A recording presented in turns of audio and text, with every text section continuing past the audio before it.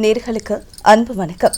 புதுச்சேரி தொலைக்காட்சி நிலையத்தின் நேயர்கள் அனைவரையும் விளையாட்டும் பயிற்சியும் என்ற நிகழ்ச்சியில் சந்திப்பதில் பெருமகிழ்ச்சி அடைகிறோம். நிகழ்ச்சிக்காக நான் வினிதா. ஒவ்வொரு வாரமும் விளையாட்டும் பயிற்சியும் என்ற நிகழ்ச்சியில் ஒவ்வொரு விளையாட்டுத் துறைகளை சார்ந்த விளையாட்டை பற்றி தெரிந்து கொள்கிறோம். அந்த வகையில் இன்று நமது நிகழ்ச்சியில் நாம் பார்க்க இருக்கக்கூடிய விளையாட்டு கிரிக்கெட்.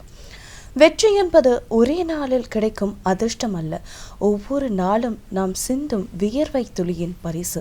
கைகளில் இருக்கக்கூடிய மட்டையானது வெறும் மரத்துண்டு அல்ல, ஒரு வீரரின் வாழ்க்கையே அதுதான். தோல்வியை கண்டு துவளாமல், வெற்றியை கண்டு தலைக்கணம் கொள்ளாமல், தன்னம்பிக்கையும் ஒழுக்கத்தையும் பொறுமையையும் கற்றுக் கொடுக்கும் வாழ்க்கை பாடம்தான் இந்த கிரிக்கெட் விளையாட்டு. அத்தகைய வீரர்களை உருவாக்கி அவர்களை மைதானத்தில் மட்டுமல்லாமல் வாழ்க்கையிலும் சிறக்க செய்யும் கிரிக்கெட் பயிற்சியாளர் சிவராமன் அவர்கள் நமது நிலையத்திற்கு வந்திருக்கிறார். அவரை நேர்களாகிய உங்கள் சார்பாகவும் நிலையத்தின் சார்பாகவும் வரவேற்கிறேன். வணக்கம் சார். வணக்கம். கிரிக்கெட் அப்படிங்கிறது உலகளவில் பெரும்பாலான நபர்கள் விரும்பி பார்க்கக்கூடிய ஒரு விளையாட்டாக இருக்குது. இந்த கிரிக்கெட் அப்படிங்கிறது எங்கே தோன்றுச்சு, அதை பற்றின ஒரு வரலாறு இருந்தால் நம்மளுடைய நேர்களுக்கு சொல்லிடுங்க. இது கிரிக்கெட் என்பது முதல்ல இங்கிலாண்டில் தான் ஆரம்பித்தாங்க. இதனால இதை இங்கிலீஷ் கேம் தான் சொல்லுவாங்க. They are the founder of cricket. அங்கே இங்கிலாந்துலேருந்து ஃபஸ்ட்டு ஆட ஆரம்பித்து, அப்புறம் வெஸ்ட் இண்டீஸு, அப்புறம் நெக்ஸ்ட்டு ஆஸ்திரேலியா, அந்த மாதிரி ஒரு கண்ட்ரிஸாக நம்ம இந்தியாவிலும் ஆட ஆரம்பித்தாங்க மேம். அது ஓகே. இப்போது கிரிக்கெட் அப்படின்னா நிறைய பேர் பார்க்கக்கூடிய விளையாட்டாக இருந்தாலும் நம்ம ஒரு சில தகவல் கொடுத்துடலாம். இப்போ கிரிக்கெட் அப்படிங்கிற ஒரு போட்டியில் எத்தனை வீரர்கள், ஒரு அணியில் எத்தனை வீரர்கள் இருப்பாங்க, அதோடைய விதிமுறைகள் என்ன, அதை பற்றி கொஞ்சம் தகவல் பகிர்ந்துக்கோங்க. ஆக்சுவலாக ஸ்டாண்டர்டாக நம்ம ஒரு டீம்னா 15 மெம்பர்ஸ் கூட தான் நம்ம அனௌன்ஸ் பண்ணுவாங்க. அது இந்தியன் டீமாக இருக்கட்டும், வேறு ஒரு ஸ்டேட் டீமாக இருக்கட்டும், 15 மெம்பர்ஸ் அனௌன்ஸ் பண்ணுவாங்க. அதில் பிளேயிங் லெவலில் 11 பேர் இருப்பாங்க. 11 பேரோட மீதி ரிமைனிங் 4 மெம்பர்ஸ் சப்ஸ்டியூட்டாக இருப்பாங்க மேம். சப்ஸ்டியூட் இருப்பாங்க. இது ஒரு சாம்பியன்ஷிப்பை பொறுத்து மாறும் மேம். இப்போ ஃபார் எக்ஸாம்பிள் ஐபிஎல்லாம் எடுத்திங்கன்னா ஒரு ஸ்குவாடுக்கு 20 பேர் அனௌன்ஸ் பண்ணுவாங்க ma'am. In case of injury இப்போ 15 பேர் தான் மெயின் ஸ்குவாட் அனௌன்ஸ் பண்ணுவாங்க. அந்த 15 பேர்லேருந்து இன்ஜுரி ஆச்சுன்னா ரிமைனிங் 5 ஸ்குவாட்லேருந்து அந்த இன்ஜுரிக்கான பிளேயர்ஸை ரீப்ளேஸ் பண்ணுவாங்க. ஸோ அதனால் 20 அனௌன்ஸ் பண்ணுவாங்க. சில அந்த டோர்னமெண்ட் ஆர்கனைசேஷன்ஸ் ஒரு சர்டன் ரூல்ஸ் போடுவாங்க. அந்தந்த டோர்னமெண்ட்டுக்கு தகுந்த மாதிரி அந்த பிளேயர்ஸை ஃபிக்ஸ் பண்ணுவாங்க மேம். பட் ஸ்டாண்டர்டாக 15 players at each side. Okay, கண்டிப்பாக 15 பிளேயர்ஸ் இருப்பாங்க. அதில் மைதானத்தில் விளையாடக்கூடிய நபர்கள் 11 பேர் இருப்பாங்க. 11 பேர். ஏதாவது இன் கேஸ் ஆஃப் இன்ஜுரி அந்த மாதிரினா சப்ஸ்டியூஷனுக்கு வெளியில் இருந்த நபர்கள் நம்ம போடுவோம் இல்லையா. இப்போது கிரிக்கெட் அப்படிங்கிறது மட்டை பந்து அப்படின்னு தான் நம்ம தமிழில் சொல்லுவோம். இப்போது அந்த பந்தோடைய வெயிட் எவ்வளோ இருக்கணும், அந்த மாதிரி ஏதாவது ரூல்ஸ் இருக்கா? இருக்கும். அந்த பந்தோட வெயிட் 156 கிராம்ஸ் இருக்கணும் மேம். 156 கிராம்ஸ் இருக்கணும் மேம். அது அவுன்சஸில் சொல்லுவாங்க. 5.5 ounces இருக்கணும்னு சொல்லுவாங்க மேம். அது ஒரு பால் ஒரு மெஷரிங் வச்சுருப்பாங்க மேம். நம்ம பால் விளையாடும் போது அது சில சமயத்தில் ஷேப் அவுட் ஆகிடும் மேம். லெதர் பால் தான் ஆடுவாங்க. ஸோ அது ஷேப் அவுட் ஆகும் பட்சத்தில் அவங்க மெஷரிங் அந்த 5.5 ounces கரெக்டாக ரவுண்ட் இருக்க மாதிரி ஒரு அம்பையர்ஸ் வச்சுருப்பாங்க. அது அது உள்ளார அந்த பால் இன்சர்ட் பண்ணி பார்ப்பாங்க. அந்த பால் அதில் இன்சர்ட் ஆகி இந்த சைட்லேருந்து அந்த சைடு வரும்போது தான் அது பிளேயிங் கண்டிஷனுக்கு யூஸ் பண்ணுவாங்க. அது அதை விட லெதர் பால் கொஞ்சம் பல்ஜாச்சுன்னா உடனே திரும்ப வேறு அதே கண்டிஷனில் இருக்கிற வேறு பாலை யூஸ் பண்ணுவாங்க. ஓகே. இப்போ மைதானத்துடைய அகலம் நீளம் எவ்வளோ மெஷர்மெண்ட் இருக்குமோ அதை பற்றின தகவல் சொல்லுங்கள். Maximum boundary lines 55 yards. Maximum கிரிக்கெட்டில் யார்ட்ஸ்ன்னு தான் நம்ம சொல்லுவாங்க. யார்ட்ஸ். அதாவது 1 yard = 90 centimeters. ஓகே. யார்ட்ஸ் அப்படிங்கிறதுனா என்ன சரி? யார்ட்ஸ்னா மெஷரிங். இப்போ மீட்டர்ஸ்னு சொல்கிறோம் இல்லைங்களா, மீட்டர்ஸ் சென்டிமீட்டர்ஸ் அந்த மாதிரி சொல்லுவோம். யார்ட்ஸ்ன்றது ஒரு மெஷரிங் யூனிட். அது யார்ட்ஸை வச்சு தான் சொல்லுவாங்கன்னு வச்சுங்களேன். 55 yardsலேருந்து 65 yards, 75 yards. But minimum 55 yards fix பண்ணுவாங்க. அவைலபிலிட்டி பொறுத்து. இப்போ நல்லா பெரிய கிரவுண்ட்லாம் போனீங்கன்னா 75 yards கூட வச்சு மேட்ச் ஆடுவாங்க மேம். Minimum 55 yards. நான் சொல்கிறது டோட்டல் கிரவுண்ட் ஏரியா சொல்கிறேன். But in between playing area விக்கெட்னு சொல்லுவாங்க. அது என்னென்னா 22 yards. 22 yards இன் மீட்டர்ஸில் சொன்னோன்னா 20.12 meters. 20 மீட்டர் 12 centimeter. கரெக்டாக ஸ்டம்ப் டு ஸ்டம்ப் வச்சுருப்பாங்க மேம். ஸ்டம்போட ஹைட் இருக்குது, ஸ்டாண்டர்ட் ஹைட் இருக்குது. 28 inches ஸ்டம்ப் இருக்கணும் ma'am. With the bails. Bail மேலே 2 பெயில் வைப்பாங்க. 28 inches இருக்கணும். அதோட அகலம் 9 inches தான் இருக்கணும். 3 ஸ்டம்பும் சேர்ந்து 9 inches இருக்கணும். அப்புறம் விக்கெட் டு விக்கெட் அதான் 22 yards இருக்கணும்னு சொல்லிட்டேன். ஓகே. இதான் மேம், இதுதான் ஸ்டாண்டர்ட் ஸ்பெசிஃபிகேஷன். ஓகே. ஸோ இது வச்சு தான் வந்துட்டு இது வரைக்குமே ஆடிட்டு இருக்காங்க. Okay sir. இப்போ ஒரு பேசிக்கை வந்து நம்ம என்னென்ன அப்படின்றத நம்ம பார்த்தாச்சு. இப்போ கிரிக்கெட் வந்துட்டு எந்த அளவுக்கு நம்ம எல்லாருக்குமே தெரியும் எந்த அளவுக்கு வந்து எல்லாரும் விரும்பி பார்க்கக்கூடிய ஒரு விளையாட்டாக இருக்குது அப்படின்னு சொல்லிட்டு. இப்போ நீங்கள் நிறைய வீரர்களை உருவாக்கியிருப்பீங்க இல்லையா? Sure ma'am. ஸோ எந்த அளவுக்கு வந்துட்டு மாணவர்களும் சரி பெற்றோர்களும் சரி கிரிக்கெட்டில் வந்து ஆர்வம் செலுத்துகிறாங்க, நீங்கள் இதில் உருவாக்கிய வீரர்கள் எந்த நிலையில் இருக்காங்க, அதை பற்றி சொல்லுங்கள். நான் வந்து ஆல்மோஸ்ட் 2006 நான் அந்த கிரிக்கெட் கோச்சாக இருக்கேன் மேம். 2006ஆம் ஆண்டு 2006ஆம் ஆண்டுலேருந்து இருக்கேன் மேம். அண்ணாமலை யூனிவர்சிட்டியில் இருக்கும்போது அங்கே யூனிவர்சிட்டி அங்கே பயில வரும் மாணவர்கள், உடற்கல்வித்துறையில் பயில வரும் மாணவர்கள், மற்ற அந்த யூனிவர்சிட்டியில் எந்த பள்ளி மாணவர்கள் இருந்தாலும் சரி, அங்கே வந்த பிறகு அவங்களுக்கு நாங்கள் செலெக்ஷன் வைப்போம். செலெக்ஷன் வச்சு ஒரு university team, Annamalai university team ஒன்று எடுப்போம். எடுத்து அந்த அண்ணாமலை யூனிவர்சிட்டி அந்த பிளேஸுக்கு கோச்சிங் கொடுப்போம். டெய்லி ப்ராக்டிஸ் கொடுப்போம், morning and evening session practice கொடுப்போம். இப்போ அங்கேருந்து நம்ம வந்து சவுத் ஜோன் போவாங்க, சவுத் ஜோன் இன்டர் யூனிவர்சிட்டி. அது மாதிரி சவுத் ஜோனுக்குள்ளே இருக்கிற அனைத்து இன்டர் யூனிவர்சிட்டி பிளேயர்ஸும் வந்து மேட்சஸ் ஆடுவாங்க. அதில் பார்ட்டிசிபேட் பண்ணாலே வந்து என்ன செய்வாங்கன்னா ஃபார்ம் 3ன்னு ஒரு சர்டிஃபிகேட் இஷ்யூ பண்ணுவாங்க. அது வந்து it's eligible for sports quota. அந்த அதில் அண்ணாமலை யூனிவர்சிட்டி ரெப்ரசன்ட் பண்ணி அவங்களுக்கு ஃபார்ம் 3 இஷ்யூ பண்ணுவாங்க. அதை எடுத்துகிட்டு போய்ட்டு அவங்க போலீஸுக்கோ any government job under government job அதில் வந்து அந்த ஸ்போர்ட்ஸ் கோட்டா அப்படின்னும் போது அதில் ஏதாவது விதிமுறைகள் இருக்கா? இருக்குது மேம். அதாவது வந்து அதில் 4 வெரைட்டி சொல்லுவாங்க ma'am. Form 1, form 2, form 3, form 4. இதில் ஃபார்ம் 1ன்றது representing India in international standards. Form 2ன்றது அசோசியேஷன் மூலயமா, இப்போ volleyball association, football association, cricket association, அந்த மாதிரி ஒரு ஸ்டேட்லேயும் அசோசியேஷன் இருக்குது மேம். அந்த அசோசியேஷன் மூலயமா போயிட்டு மற்ற ஸ்டேட்டோட கம்பீட் பண்ணுவாங்க. மற்ற ஸ்டேட்டோட கம்பீட் பண்ணும்போது அவங்களுக்கு வந்து ஃபார்ம் 2 சர்டிஃபிகேட் இஷ்யூ பண்ணுவாங்க. ஓகேங்களா? அதுக்கப்புறம் ஃபார்ம் 3. ஃபார்ம் 3ன்றது இந்த இன்டர் யூனிவர்சிட்டி லெவலில் பார்ட்டிசிபேட் பண்ணுற ஸ்டூடெண்ட்ஸுக்கு ஃபார்ம் 3 கொடுப்பாங்க. நெக்ஸ்ட்டு ஃபார்ம் 4ன்றது SGFI, school games federation of இந்தியான்னு சொல்லிட்டு ஒரு ஆர்கனைசேஷன் இந்தியாவில் இருக்குது. அவங்க வந்து என்ன செய்வாங்க, ஸ்டேட்டில் ஒரு தமிழ்நாடு, பாண்டிச்சேரி எல்லா ஸ்டேட்டும் வருவாங்க. அந்த மாதிரி எந்தெந்த ஸ்டேட்லேருந்து வர பிளேயர்ஸுக்கு அவங்க ஃபார்ம் 4 இஷ்யூ பண்ணுவாங்க. இந்த 4 கேட்டகரியுமே வந்து நம்ம ஸ்போர்ட்ஸ் கோட்டாவுக்கு எலிஜிபிள். எந்த ஸ்போர்ட்ஸ் கோட்டாக்கான ஒரு அரசாங்க வேலைக்கு எடுக்கும்போது அவங்களாம் எலிஜிபிள், அவங்க அப்ளை பண்ணலாம். அதில் அவங்க அப்ளை பண்ணும்போது யார் அதில் ஹையஸ்ட்டாக அச்சீவ் பண்ணியிருக்காங்களோ அவங்களுக்கு ஃபர்ஸ்ட் ப்ரிஃபரன்ஸ் கொடுப்பாங்க. ஃபார் எக்ஸாம்பிள் இப்போ ஹையஸ்ட்டாக அச்சீவ் பண்ணியிருக்காங்க மீன்ஸ் அதிகப்படியான லைக் ஈவெண்ட்டில் அவங்க போய் பார்ட்டிசிபேட். இப்போ நம்பர் ஆஃப் டைம்ஸ் இப்போ ஒரு பிளேயர் ஒருத்தர் போய் அப்ளை பண்ணுறாரு ஒரு ஜாப்புக்கு, அவர் இந்தியா லெவலில் மெடல் ஃபஸ்ட்டு கோல்டு அடிச்சிருந்தாங்கன்னா அவர் ஃபஸ்ட் ப்ரிஃபரன்ஸ் கொடுப்பாங்க. அதே அவர் இன்டர்நேஷனல், அதை தாண்டி இன்டர்நேஷனல் மேலே போயிருந்தாங்கன்னா அவருக்கு அடுத்த ஃபஸ்ட்டு ப்ரிஃபரன்ஸ். ஃபஸ்ட்டு இன்டர்நேஷனல், அப்புறம் நேஷனல் லெவல் மெடல், அப்புறம் ஸ்டேட் லெவல் மெடல், இந்த ஹைராக்கியில் வருவாங்க மேம். இதில் யார் அதிகமாக மெடல்ஸ் வச்சுருக்காங்களோ அவங்களுக்கு ஃபஸ்ட்டு ப்ரிஃபரன்ஸ் ஜாப் கொடுப்பாங்க. ஸோ எதுவுமே இல்லைன்னா அந்த பார்ட்டிசிபேஷனில் இருக்கிறவங்களுக்கும் மேபி சான்சஸ் இருக்குது, பட் தே ஆர் எலிஜிபிள். நீங்கள் இப்போ வந்து உருவாக்கிய மாணவர்கள் இருப்பாங்க இல்லையா, வீரர்கள் இருப்பாங்க இல்லையா, ஸோ இவங்க இதெல்லாம் அச்சீவ் பண்ணி இருக்காங்க மேம். இப்போ நம்ம இன்டர் யூனிவர்சிட்டி சவுத் ஜோன் ஆடி ஆல் இண்டியா செலக்ட் ஆகிட்டு போலீஸில் இருக்காங்க, இன்கம் டேக்ஸில் இருக்காங்க. அப்புறம் வந்து இந்த இது இல்லாமல் இந்த பேங்க் செக்டார்லாம் வந்து கண்டிப்பாக ஃபார் ஷுர் நம்ம அஷூரன்ஸ் கொடுக்க முடியல. இப்போ நம்ம கிரிக்கெட்டில் வந்துட்டு நம்ம நிறையா பயிற்சி எடுக்கிறோம், நம்ம வீரராக மாறோம், நிறையா வந்துட்டு நம்ம போய் கேம்ஸ் எல்லாம் வந்துட்டு நம்ம போய் பண்ணுறோம் அப்படின்ற பட்சத்தில் நான் டெஃபினட்டாக இந்த மாதிரி ஒரு ஜாப் அப்படிங்கிறது எனக்கு கிடைக்கும்ன்ற ஒரு அஷூரன்ஸ் இருக்குமா? ஷூராக இருக்கும் மேம்.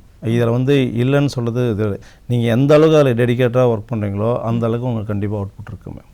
இதில் வந்து ஒரு சிலர் மேபி சான்ஸ் கிடைக்காம இருக்கலாம், நிறைய நல்ல பெரிய லெவலில் அச்சீவ் பண்ணி அவங்களுக்கு ஜாப் கிடைக்காம வந்துருக்கலாம்.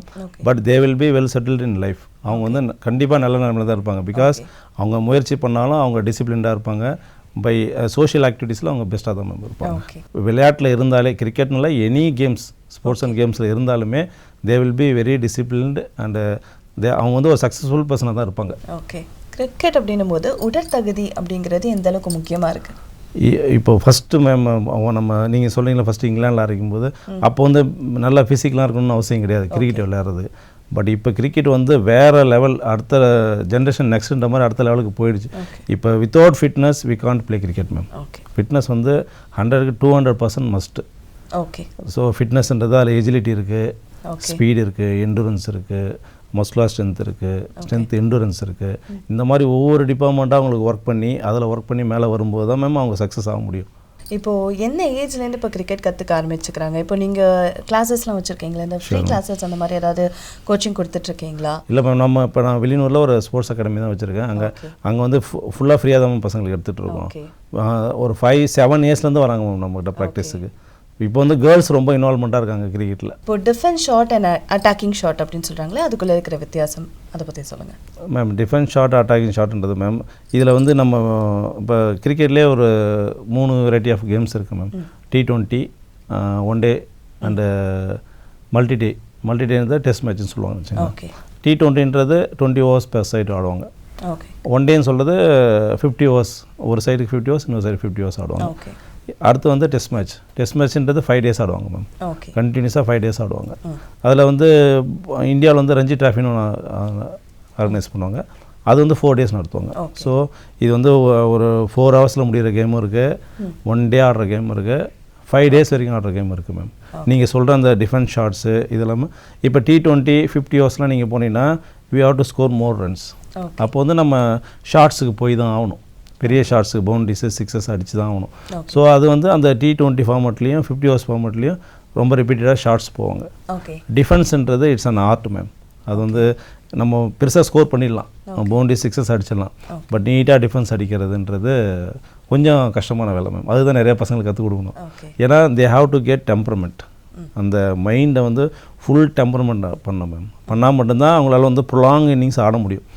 நான் டெஸ்ட் மேட்ச் சொன்னீங்களா 5 daysன்னு, அதுக்கு வந்து கண்டிப்பாக they have to know how to play a good defence. Test match அப்போல்லாம் ஆடுறாங்கன்னா அதுக்கு வந்துட்டு ஏதாவது அந்த பர்சனை வந்து செலக்ட் பண்ணணும், அந்த வீரரை குறிப்பிட்டு அதுக்கு டெஸ்ட் மேட்ச்க்கு ஆட வைக்கணும் அப்படின்னா நீங்கள் செலக்ட் பண்ணி அனுப்புவீங்களா? அதுக்கு ஏதாவது தனித்திறன் இருக்கணுமா? இல்லை மேம், இப்போ வந்து ஒரு ஃபார்மேட்டுக்கு தனியாக தான் பிளேயர்ஸ் ரெடி பண்ணுறாங்க. இப்போ T20 ஆடுறவர் வந்து டெஸ்ட் மேட்ச் ஆட மாட்டார். ஏன்னா இப்போ காம்படிஷன்ஸ் நிறைய ஆயிடுச்சு மேம். இப்போது ஒரு வீரர்னா நீங்கள் எத்தனை மணி நேரம் நீங்கள் கோச்சிங் கொடுக்கணும், எவ்வளோ வந்துட்டு அவங்க ப்ராக்டிஸ் பண்ணிகிட்டே இருக்கணும்? ஆக்சுவலி மேம் இப்போ நம்ம பாண்டிச்சேரி தமிழ்நாடு பொறுத்த வரைக்கும் பிளேயர்ஸ்லாம் வந்து ஒரு 2 to 4 hours தான் ப்ராக்டிஸ் பண்ணுறாங்க. என்னென்னா morning session, evening session. Because அவங்க வந்து ஸ்டடீஸையும் கான்சன்ட்ரேட் பண்ணுறாங்க. ஸ்டடீஸையும் கான்சன்ட்ரேட் பண்ணலாம், அவங்களால ஒரு 4 hours தான் ப்ராக்டிஸ் பண்ண முடியுது. பட் நீங்கள் அடுத்த லெவல் போகணுன்னா they have to practice at least for 8 hours. ஒரு நாளைக்கு 8 மணி 8 hours அப்படின்னும் போது 8 hours they have to practice ma'am. அப்படி பண்ணால் மட்டும்தான் இந்த காம்படிட்டிவ் வேர்ல்டில் அவங்களால மேலே வர முடியும். இல்லைன்னா ரொம்ப கஷ்டம் மேம். இப்போ இங்கே பாண்டிச்சேரி பொறுத்த வரைக்கும் many players are doing up to 4 to 5 hours தான் அவ்வளோதான் பண்ணுறாங்க. பட் அவங்க வந்து இப்போ என்னென்னா ஸ்டேட் எவ்ரிடே லைக் 8 hours அப்படிங்கிறது பண்ணணுமா? Sure ma'am. அதில் வந்து அந்த ட்ரைனிங் ஷெடியூல்ஸ் இருக்குது மேம். எப்படின்னா 8 ஹவர்ஸ்னால் அவங்க வந்து ரெஸ்ட்லெஸ்ஸாக இருப்பாங்க. ஸோ ஒன் டே அவங்க ப்ராக்டிஸ் பண்ணும்போது அடுத்த நெக்ஸ்ட் டே அவங்களுக்கு வந்து வெயிட் ட்ரைனிங் செஷன் இருக்கும். அப்புறம் அடுத்த நாள் வந்து அவங்களுக்கு அதாவது எப்படின்னா வார்ம் டவுன் செஷன்ஸ்னால் அவங்க மசில்ஸ்லாம் ரிலாக்ஸ் பண்ணுற மாதிரி ஒரு செஷன்ஸ் இருக்கும் மேம். அவங்களுக்கு ஐஸ் பாத் கொடுப்பாங்க, ஸ்விம்மிங் செஷன் கூப்பிட்டு போங்க, யோகா செஷன் கூப்பிட்டு போங்க. So every day they have to at least practice for 8 hours. அப்போ கண்டிப்பாக they can succeed ma'am.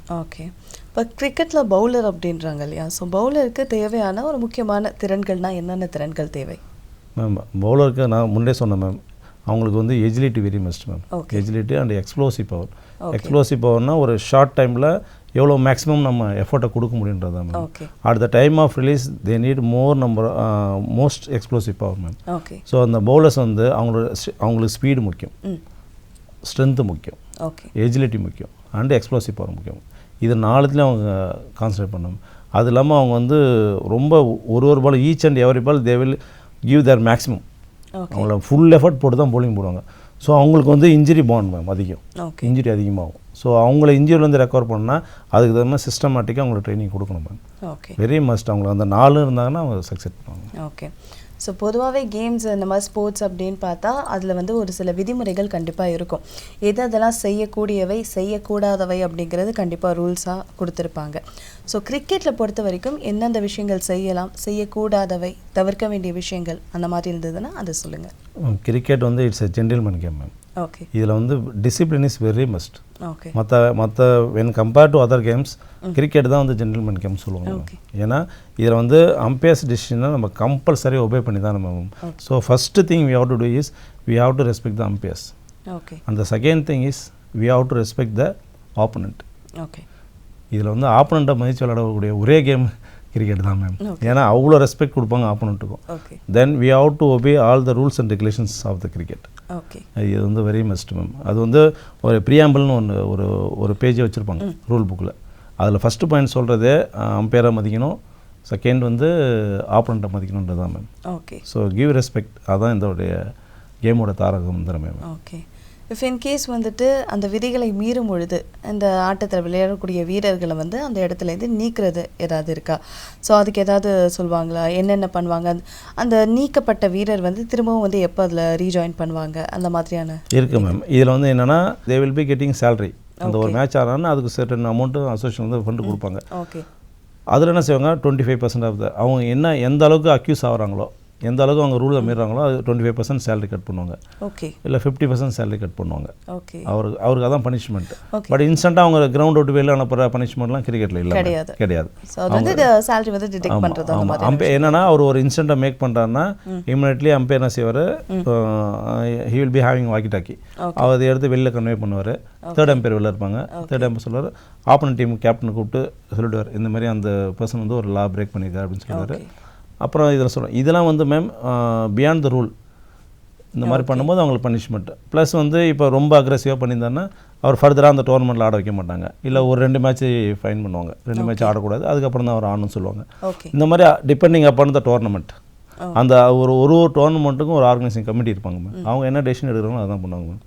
But உள்ளார ஒரு சில ரூல் பிரேக்கிங்லாம் இருக்குது மேம்.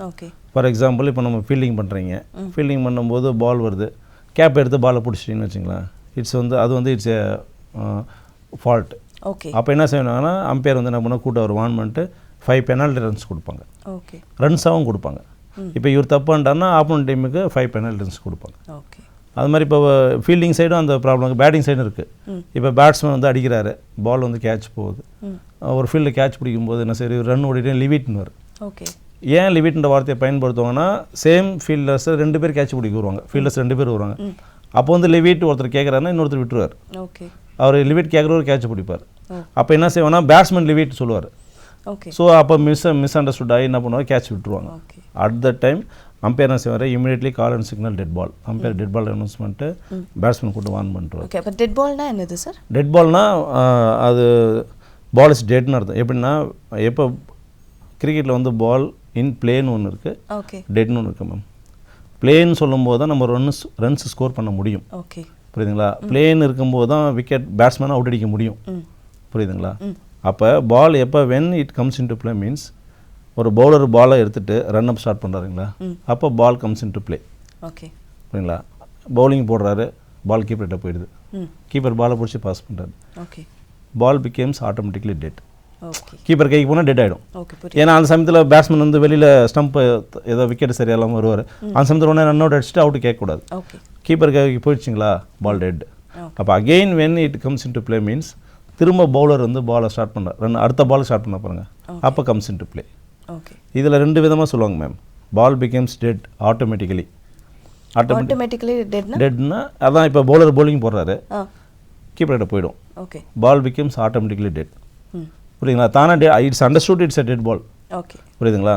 பால் டெட் ஆகிடுச்சு, திரும்ப பால் பாஸ் ஆகி திரும்ப அடுத்த பால் போட வரும்போது தான் அது again it's comes in to play. Okay, ஓகேங்களா? இப்போ நெக்ஸ்ட் வந்து ball becomes umpire will call and signal dead ball. அம்பையருக்கு கூட உடனே டெட் பால் சொல்லுவார். நான் ஒரு இன்சிடென்ட் சொன்னேன் இல்லைங்களா, அப்போ கேட்ச் அடிக்காத பால் மேலே போகுது, லீவ் இட்னு பேட்ஸ்மேனே சொல்லுவார். அப்போ immediately umpire will call and signal dead ball. ஏன்னா பால் டெட், ஏன்னா அதுக்கப்புறம் அவங்க ரன் ஓடக்கூடாது, டெட் ஆயிடுச்சுன்னா ரன் ஓடக்கூடாது, விக்கெட் எடுக்கக்கூடாது, எதுவுமே செய்யக்கூடாது. அப்போ என்ன சார் பால் அம்பையர் வந்து பாலை கலெக்ட் பண்ணிவிட்டு அவங்க என்ன செய்வார், அந்த பேட்ஸ்மேன் வந்து அவுட் கொடுப்பார். Okay, under the rule obstructing the field. Obstructing the ஃபீல்டுன்னு ஒரு ரூல் இருக்குது, அந்த ரூலில் அவருக்கு அவுட் கொடுத்துருவார். ஓகே, இதனால் வந்து இது கிரிக்கெட்டில் வந்து நிறைய ரூல் இருக்குது ma'am. Okay, it will be very interesting to discuss. இது what about power play sir? Power play வந்து மேம் நான் சொன்ன 3 ஃபார்மேட் ஆஃப் கிரிக்கெட் இருக்குன்னு சொன்னேன். அது வந்து T20, தென் 50 overs, தென் டெஸ்ட் கிரிக்கெட். ஓகே, இந்த பவர் பிளேன்றது T20லையும் 50 ஓவர்ஸ்லையும் தான் மேம் உண்டு. ஓகே, அதாவது வந்து 30 yard சர்க்கிள் ஒன்று மார்க் பண்ணியிருப்பாங்க, 30 yard. That means 30 yard. நான் சொன்னாலும் யார்டுன்றது மெஷரிங் யூனிட். அது 30 yardனா ஒரு 27 மீட்டர்ஸ் வரும்னு வச்சுங்களேன். அது அந்த சர்க்கிள் மார்க் பண்ணியிருப்பாங்க. அப்போ என்னென்னா பவர் பிளேன்னு சொல்லும் போது ஃபார் எக்ஸாம்பிள் இப்போ T20 எடுத்துட்டிங்கன்னா first 6 overs power play. Okay, புரியுதுங்களா? அந்த 6 overs பவர் பிளேவில் 2 fielders can field outside the 30 yard circle. Okay, அந்த 30 yard சர்க்கிள்குள்ளார 9 பேர் இருக்கணும். 2 பேர் தான் வெளில வச்சு போடலாம். Only 2 fielders allowed. Bowling side interested அவங்க 11 பேரும் உள்ளே வச்சு விளாட்லாம். பட் நீங்கள் 2 பேருக்கு மேலே வைக்க முடியாது. 2 பேருக்கு மேலே வச்சா umpire will signal no ball. இதே தான் 50 ஓவர்ஸுக்கு மேம். 50 ஓவர்ஸ்னால் அதே 30 ஓவர்ஸ் இருக்கலாம். அதான் பவர் பிளே சொல்லுவாங்க. இப்போ ஒரு திறமையான வீரரை வந்து நீங்கள் எப்படி கண்டுபிடிப்பீங்க? இப்போ நீங்கள் இப்போ ஒவ்வொரு இப்போ T20 இப்போது எல்லாமே சொன்னீங்க இல்லையா? இப்போ அதில் ஒரு வீரரை நீங்கள் கொடுக்குறீங்க அப்படின்னா அவர் நீங்கள் எத்தனை வருஷங்கள் நீங்கள் ட்ரெயின் பண்ணணும்? அவர் வந்துட்டு தேர்ச்சி பெற்ற ஒரு வீரர் அப்படின்றது எப்போ நிர்ணயிக்கப்படும்? Depending upon the individual ma'am. இது ஓகே. இப்போ வந்து ஒருத்தர் வந்து ஸ்லோ லேர்னராக இருப்பார், ஒருத்தர் வந்து ஸ்பார்க் லேர்னராக இருப்பார். ஓகே. நம்ம என்ன சொன்னாலும் டக்கு டக்குன்னு செய்வார். He will B adjust to the every training. Okay. So அந்த மாதிரி இருக்கவங்க ஷார்ட் பிளே ஈவன் 6 மந்த்லேயே கூட வந்து பெரிய லெவலில் ஸ்டேட் லெவலில் ஆடுறவங்களும் இருக்காங்க மேம். ஓகே. 2 இயர்ஸ் ப்ராக்டிஸ் பண்ணிட்டு அப்புறமேட்டா அவங்க டெவலப் ஆகி வந்து ஆடுறவங்களும் இருக்காங்க ma'am. Okay. It's depend upon every individual. But it's our duty, it's my duty to identify them. அவங்கள கண்டுபிடிக்கணும். யார் வந்து உடனே ஸ்பார்க் ஆவாங்க, யார் உடனே பண்ண முடியும், அதை நம்ம கண்டுபிடிச்சி அவங்கள அந்த பிளேஸில் வச்சா தான் அவங்க சக்சீட் ஆவாங்க. Okay. It's upon the individuals. எந்த வயசுலேருந்து இது ஸ்டார்ட் பண்ணலாம்? ஸோ எத்தனை வருஷங்கள் மேக்ஸிமம் ஆகும் ட்ரெயின் பண்ண? மேம் இது cricket is a crazy game ma'am. Still இன்னும் 50 வயசுலேயே 55 வயசுல விளையாடிட்டு தான் இருக்காங்க. ஈவன் ஸ்டேட் மேட்சஸே வந்து அது ஸ்டேட் மேட்சஸ்ன்றது ஒரு காம்படிட்டிவ் டோர்னமெண்ட் மேம். அந்த காம்படிட்டிவ் டோர்னமெண்ட்லேயே மோர் தென் 40 இயர்ஸ் இன்னும் ஆடுறாங்க. ஓகே. ஸோ இது age is not a matter ma'am. Fitness is the thing. Okay. அதனால் யாரெல்லாம் ஃபிட்டாக இருக்கோ they can play cricket. Okay. இதை வந்து எப்போ ஸ்டார்ட் பண்ணுறாங்கன்னா இப்போ 5 இயர்ஸ்லேயே இப்போ மேம் கிரிக்கெட்டுக்கு வந்து பெரிய அவேர்னஸ் வந்துருச்சு பாண்டியில். ஓகே. ஸோ 5 இயர்ஸ்லேருந்து ஸ்டார்ட் பண்ணுறாங்க. 5 to 7 இயர்ஸ்லேயே கிரிக்கெட்டை ஸ்டார்ட் பண்ணுறாங்க. அப்போ 7 இயர்ஸில் ஸ்டார்ட் பண்ணால் தான் அவங்க 12 இயர்ஸில் இப்போ அண்டர் 12 கேட்டகரி டோர்னமெண்ட் நடத்தாங்க. அண்டர் 12, அண்டர் 14, அண்டர் 17, அண்டர் 19, அப்புறம் அண்டர் 23, அப்புறம் சீனியர் மென். ஓகே. ஸோ அதில் நீங்கள் போகணுன்னா 7 இயர்ஸ்லேயே ஸ்டார்ட் பண்ணால் மட்டும் தான் நீங்கள் அண்டர் 12 ஆட முடியும் ma'am. Okay. So 7 years ideal age. இப்போது டிசிஷன் ரிவ்யூ சிஸ்டம் இருக்குல்ல, அதை பற்றி சொல்லுங்கள் சார். தப்பான டிசிஷன்லாம் மேட்ச் ரிசல்ட்டை மாறக்கூடாது அப்படின்றதுக்காக டெசிஷன் ரிவ்யூ சிஸ்டம் கொண்டு வந்தாங்க ma'am. Okay. Decision review system வந்து அங்கே என்ன செயல்பாடு நடக்கும் அந்த இடத்துல? அதில் வந்து மேம் எல்பிடபிள்யூ இருக்குது ma'am. LBW, run out, stumping, இது 3 தான் மேம் டிஆர்எஸ் போவாங்க. ஓகே. அம்பையர் வந்து அவரோட பாயிண்ட் ஆஃப் வியூவில் அவுட் கொடுத்துடுவார். பட் பேட்ஸ்மேனுக்கு வந்து அது சாட்டிஸ்ஃபை கன்வின்சிங்காக இருக்காது. Okay. So he will go for appeal. Appeal போகும்போது அந்த டிஆர்எஸ் வந்து 15 செகண்ட்ஸ் டைம் கொடுப்பாங்க. ஓகே. அந்த 15 செகண்ட்ஸ்க்குள்ளே அவர் ரிவ்யூ பண்ணிட்டான்னா அவங்க third umpire ma'am. Okay. With advanced technology அந்த வீடியோஸ் இருக்கும், ஸ்னிக்கோமீட்டர் இருக்கும். So for example caught behind ஸ்னிக்கோமீட்டர்னா அவர் பேட்டை கொண்டு போகும்போதே அந்த பேட்டில் எஜ்ஜு பட்டுச்சா அப்படின்னு அந்த ஸ்னிக்கோமீட்டரில் காமிக்கும் மேம். அது பட்டுச்சுனாக்கா திரும்ப ரிவ்யூ பண்ணிவிட்டு அவுட் கொடுப்பாங்க, படலாட்ட நாட் அவுட் கொடுப்பாங்க. ஸோ அட்வான்ஸ்டு டெக்னாலஜி எவ்வளோ வந்துச்சு மேம். ஸ்னிக்கோமீட்டர் வச்சுருப்பாங்க, பால் ட்ராக்கிங் வச்சுருப்பாங்க, பால் ஹைட்டாக போதா கீழாக போதா எல்லாத்தையும் கன்சிடர் பண்ணுறது வச்சுருப்பாங்க. இப்போ மாணவர்கள் பெற்றோர்கள் எந்த அளவுக்கு கிரிக்கெட்டில் வந்துட்டு அதிக அளவு ஆர்வம் செலுத்துகிறாங்க அப்படின்னு நீங்கள் நினைக்கிறீங்க? முன்னாடி அதிகமாக இருந்ததா இல்லை இப்போ இருக்கக்கூடிய காலகட்டங்களில் அதிகமான நபர்கள் வந்து ஜாயின் பண்ணுறாங்களா? இல்லை மேம், இப்போ வந்து கிரிக்கெட்டோட அவேர்னஸ் அதிகமாகிடுச்சு மேம். அதிகமாகிருக்கு. Everybody want to play cricket. அவங்க பையனை நல்லா கொண்டு வரணும்னு. பட் ஆஸ் ஏ கோச் நாங்கள் ஃபேஸ் பண்ண டிஃபிகல்ட்டிஸ்னாக்கா அவங்க வந்து ஒரு 7th ஸ்டாண்டர்ட் படிக்கும்போது வந்து பையனையோ கேர்ளோ வந்து நம்மகிட்ட விடுவாங்க. அவங்க சூப்பராக 2 இயர்ஸ் தான் we need, at least 2 years ma'am. அவங்கள வந்து ஒரு நல்ல ஸ்டேஜ் நல்லா ப்ரொஃபஷனலாக ஆட வைக்கிறது 2 இயர்ஸ் வி நீடு. ஏன்னா பிகினர்லேருந்து நம்ம கொண்டு வரணும். இப்போ வேறு எங்கேயோ விளையாட்டு வந்தாங்கன்னா அவங்கள உடனே ரெடி பண்ணிக்கலாம். பட் இனிஷியலாக பிகினராக வராங்கன்னா வி நீட் 2 இயர்ஸ் மேம். அப்போ நாங்கள் அது மாதிரி டெவலப் பண்ணும்போது அவங்க 10th வந்துடுறாங்க. 7th 10th வரும்போது என்ன பண்ணுறாங்க, parent he or she have to study அப்படின்னு சொல்லிட்டு 10th அவங்களுக்கு ஒரு பிரேக் விடுறாங்க மேம். அந்த பிரேக் வந்து திரும்ப அவங்கள 11th 10th முடிச்சு 11th வரும்போது திரும்ப ஸ்டார்ட் அப் பண்ணாது. ஸோ இந்த எஜுகேஷன் கொஞ்சம் பேரண்ட்ஸும் கன்சிடர் பண்ணுறதால கொஞ்சம் லேக்கிங் இருக்குது மேம். சில பேரண்ட்ஸ் வந்து இப்போ எல்லாம் மாறிட்டாங்க 50%. ஸோ எஜுகேஷன் ஒரு சைடு, அவங்க எப்படின்னா போத் சைடு ஆஃப் த காயினாக பார்க்குறாங்க. இப்போ எஜுகேஷன் ஒரு சைடு, கிரிக்கெட் ஒரு சைடு, ரெண்டும் மஸ்ட்டுன்ற மாதிரி பிளான் பண்ணி விடுறாங்க மேம். ஓகே. இப்போ இந்த ஒயிட் பால், ஃப்ரீ ஹீட் இதெல்லாம் சொல்கிறாங்கல்ல, அதோடைய விதிமுறைகள்லாம் என்ன சார்? மேம் ஒயிட் பால்ன்றதுனா மேம் நோ பால், அதான் ஃபஸ்ட்டு ஒயிட் பற்றி சொல்கிறேன். ஓகே. ஒயிட் பால்ன்றது என்னென்னா பேட்ஸ்மேன் ஒரு நார்மல் ஸ்டான்ஸ் நிற்கிறாரு. ஓகே. அவர் வந்து பவுலர் போடுறது அவர் பேட் லென்த்துக்கு ஃப்ரீயாக போய் பால் ஆடணும் மேம். ஆடுற அளவுக்கு அந்த ரேஞ்சுக்குள்ளே வரணும். புரியுதுங்களா? அந்த ரேஞ்சு தாண்டி அவர் பேட்ஸ்மேன் அடிக்க முடியாமல் வெளில போகுதுன்னா it is called wide ball. Okay. Wide ball. அதுக்கு வந்து பெனால்ட்டி ஒரு ரன் கொடுப்பாங்க. Again he have to bowl that ball. அந்த பாலை திரும்ப ஒரு போடணும் பவுலர். இதுதான் ஒயிடோட ரூல் மேம். இப்போ வந்து நிறையா ரூல் சேஞ்சஸ் வர வர என்ன செஞ்சிட்டாங்கன்னா அந்த ஒயிட் மார்க்கிங்கே ஒரு லைனே போட்டாங்க மேம். ரிட்டர்ன் கிரீஸ் வந்து 17 inches ஒரு ஒயிட் லைனே மார்க் பண்ணிடுறாங்க. ஸோ அந்த லைன் தாண்டி வெளியில் போச்சுன்னா it's a wide ball. Okay. லைனுக்குள்ளே போச்சுன்னா இட்ஸ் ஏ ஃபேர் டெலிவரி. அதான் ma'am. What about free hit sir? அதை நோ பால் வந்து மேம், நோ பால் லிஸ்ட் நிறைய போடலாம் மேம். நோ பால் வந்து பாப்பிங் கிரீஸ் நோ பால் இருக்குது. பாப்பிங் கிரீஸ்னால் அந்த கிரீஸ் ஸ்டம்ப்ஸ்லேருந்து ஒரு 4 ஃபீட்டில் ஒரு பாப்பிங் கிரீஸ் போட்டிருப்பாங்க. Bowler should not cross that line. அந்த லைனை தாண்டாமல் அவர் bowling போடணும். ஓகே. ஸோ அந்த லைனை வந்து அவர் பை ஹேர் லைனில் கூட அந்த லைனை கிராஸ் பண்ணோம், it is consider as a no ball. Okay. So no பால்னால் free hit. Okay. Free hit பண்ணும்போது இப்போ நான் ஒரு பேட்ஸ்மேன் அங்கே ஃபேஸ் பண்ணுறாரு, அந்த பால் நோ பாலில் ஒரு ரன் எடுக்கலை, அவரே அதே பேட்ஸ்மேன் இருக்காருன்னா ஃபீல்டர்ஸ் வந்து சேஞ்ச் ஆகக்கூடாது. Okay. Same field should be there. அந்த அடுத்த பால் அவர் எப்படி வேணாலும் அடிக்கலாம். ஓகே. அவர் போல்டானாலும் அவுட்டு கிடையாது, கேட்ச் ஆனாலும் அவுட்டு கிடையாது, ஓகே. ஈவன் ஸ்டம்பிங்கும் இல்லை. ரன் ஓடும்போது ரன் அவுட் ஆனால் மட்டும்தான் out ma'am. So that is free hit. Okay. இது வந்து ஃபுட் ஒர்க் நோ பாலுக்கு மட்டும் கிடையாது, ஹைட்டு இப்போ அபோவ் த வெய்ஸ்ன்னு சொல்லுவாங்க. பேட்ஸ்மேன் ஸ்டாண்ட்ஸில் இருக்கும்போது bowling போனால் இடுப்புக்கு மேலே ஃபுல் டாஸாக வித்தவுட் பிச்சிங் போச்சுன்னா it is also considers no ball. Okay. ஓகேங்களா? அப்போ அதுக்கும் ஃப்ரீ ஹிட் கொடுப்பாங்க. ஓகே. இப்போ இது வந்து ஃபெமிலியராக எல்லாருக்கும் தெரிஞ்சு இந்த 2 நோ பால் தான். பட் இது இல்லாமல் பல நோ பால்லாம் இருக்குது மேம். ஓகே. இந்த ஃப்ரீ ஹிட்ன்றது மேம் நல்லா T20 50 ஓவர்ஸில் மட்டும்தான். ஓகே. இது ரெண்டுத்தில் மட்டும்தான். தட் இஸ் என்னன்னா ஒயிட் பாலில் மட்டும்தான், ஒயிட் பால் காம்படிஷனில் மட்டும்தான் ஓகே ஃப்ரீ ஹிட். நீங்கள் ரெட் பால் போயிட்டுனா no free hit. Okay. But no ball அந்த ரூல் எல்லாமே உண்டு. But no free. அடுத்த பால் நீ ஃப்ரீயாக அடிக்கலாம், அடுத்த பால் நீ அடிச்சு அவுட் ஆனால் அவுட் இல்லைன்றதுலாம் கிடையாது. ஓகே. ஸோ அடுத்த பால் நீ அடிச்சு அவுட் ஆனால் அவுட்டு தான். Only they will call and signal no ball. அதுக்கு ஒரு ரன் மட்டும் தான் கொடுப்பாங்க. நோ ஃப்ரீ ஹிட் இந்த மல்டி டே மேட்சஸ். ஓகே. அதான் ரெட் பாலில் நோ ஃப்ரீ ஹிட், ஒயிட் பாலில் ஃப்ரீ ஹிட் இருக்குது. ஓகே. ஸோ நிறைய தகவல் பகிர்ந்துக்கிட்டீங்க. இப்போ எனக்கு இன்னொரு கொஸ்டின் இருக்குது. சூப்பர் ஓவர் அப்படின்னா என்ன சார்? சூப்பர் ஓவர் நம்ம மேட்ச் வந்து 2 இருக்குது மேம். ஓகே. ஒன்று வந்து ட்ரா, இன்னொன்று வந்து டை. ட்ரா வந்து என்னென்னா அது வந்து மல்டி டேயில் வரும் மேம். ஓகே. டெஸ்ட் மேட்சஸில் வரும் ட்ரான்றது. பட் டைன்றது என்னென்னா ஈக்குவல் ஸ்கோர். இப்போ ஃபார் எக்ஸாம்பிள் ஃபஸ்ட்டு 20 ஓவர்ஸில் T20 வச்சுக்கலாம். 20 ஓவர்ஸில் 100 ரன்ஸ் அடிக்கிறாங்க. திரும்ப சேஸ் பண்ண டீமும் சேம் அதே 100 ரன்ஸ் தான் அடிக்கிறாங்க. ஒன்று ஓவர்ஸ் முடிஞ்சிட்ருக்கோம், இல்லை விக்கெட் எல்லாம் அவுட் ஆகிட்டு இருப்பாங்க. ஸோ 2 பேரும் சேம் ரன் 100 and 100. இப்போ இவங்க வின் பண்ணோன்னா 101 அடிக்கணும். ஓகே. ஸோ 1 ரன் ஷார்ட் அவங்க. So both are in tie. Okay. அப்போ சூப்பர் ஓவர் வரும். Super welcome ma'am.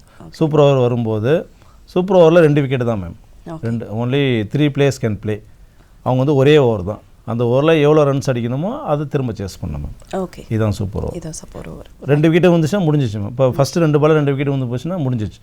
அடுத்து வந்து நெக்ஸ்ட் டீம் வந்து பேட்டிங் ஆடுவாங்க. ஓகே.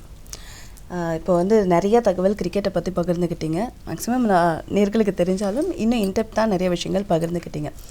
இப்போ இருக்கக்கூடிய காலகட்டத்தில் வந்து பார்த்திங்கன்னா மாணவர்களுக்கு வந்து எல்லாருக்கும் ஒரு விஷயம் இருக்குது சார். என்னென்னா படிப்பில் மட்டும் கான்சன்ட்ரேட் பண்ணாமல் விளையாட்டு அப்படிங்கிற ஒரு விஷயத்துலையும் அவங்க கான்சன்ட்ரேட் பண்ணும்போது அவங்களோட ஒழுக்கமும் மென்மேலும் வளருது, அவங்களுடைய தன்னம்பிக்கை நிறைய விஷயங்கள் அதனால் மேம்படுது அப்படின்னு சொல்லலாம். அதே மாதிரி இன்னொரு லைன் கூட இருக்குது. அதாவது ஸ்போர்ட்ஸில் எந்த அளவுக்கு அவங்க ஆர்வம் செலுத்துகிறாங்களோ தீய பழக்க வழக்கங்கள் ஏன்னா அவங்க வெளியே வர்றதுக்கு நிறையா சான்சஸோ அதில் போகாமல் இருக்கிறதுக்கான வழிமுறைகளும் நிறையா இருக்குது அப்படின்னு சொல்லிட்டு. ஸோ இப்போது நேர்களுக்கு பெற்றோர்களுக்கோ மாணவர்களுக்கோ ஏதாவது ஒரு ஸ்போர்ட்ஸில் அவங்க ஈடுபடும் போது அவங்களுடைய வாழ்க்கை தரம் மென்மேலும் சிறக்கும் அப்படிங்கிற ஒரு விஷயம் இருக்குது. அப்போ அவங்களுக்கு என்ன சொல்லணும்னு நினைக்கிறீங்கன்னு சொல்லிடுங்க. ஹியூமனோட நேச்சர்னா அடாப்டபிலிட்டி மேம். நீங்கள் வந்து டெய்லி மார்னிங் 6 o'clock எழுந்திருக்கீங்க, 3 நாள் எழுந்துட்டீங்க, 4 நாள் எழுந்து அலாரம் வச்சு எழுந்துட்டீங்கன்னு வச்சிங்களேன். 5th day ஷுவர்லி நீங்கள் 5:50 எழுந்து அலாரத்தை ஆஃப் பண்ணிட்டுருவீங்க. It's an adaptability. எக்ஸாம்பிளுக்கு சொல்கிறேன். ஸோ இந்த அடாப்டபிலிட்டி என்னென்னா நீ வந்து ஸ்போர்ட்ஸில் வந்துட்டேன்னா you will be routinely involving the sports activities. Training பண்ணுவீங்க, you will be get tired, you come home quickly, படுத்துருவீங்க, ரெஸ்ட் எடுத்துருவீங்க. So it will become a routine of your life. So உங்களோட கான்சன்ட்ரேஷன் வெளில போகாது மேம். எப்போ நீங்கள் வந்து இந்த ஸ்போர்ட்ஸ் ஆக்டிவிட்டீஸில் வந்துட்டு நீங்கள் ஒரு இதில் போகிறீங்களோ surely will be reaching a maximum height. அப்படி ஒரு சில இதுகள் நடக்கும் மேம். அப்போ தான் அவங்கன்னா ஃப்ரஸ்ட்ரேஷனில் தான் அவங்க டைவெர்ட் ஆவாங்க. டைவெர்ட் ஆகும்போது நீங்கள் சொல்கிற இதெல்லாம் போவாங்க. But if they are very much interested அவங்க போகிறாங்கன்னா அவங்க கண்டிப்பாக சக்சீட் ஆகலாம் மேம். நீ if you are contributing 99% towards the sports and games, நீங்கள் எப்படி ஸ்டடீஸில் 99% படிச்சிங்கன்னா உங்களால் சக்ஸஸ் ஆக முடியுதோ அதே மாதிரி ஸ்போர்ட்ஸ்லையுமே 99% நீங்கள் இன்வால்மெண்ட்டாக இருந்தீங்கன்னா surely you can succeed ma'am. Okay, மிக்க நன்றி சார். நிறைய தகவல் எங்கள் கூட வந்து பகிர்ந்துக்கிட்டீங்க. அதாவது மாணவ செல்வங்கள் எப்படி இருக்கலாம், அதாவது சிறந்த வாழ்க்கையில் முன்னேற என்னென்னலாம் பண்ணலான்ற மாதிரி அழகான ஒரு டிப்ஸ் எல்லாமே கொடுத்தீங்க.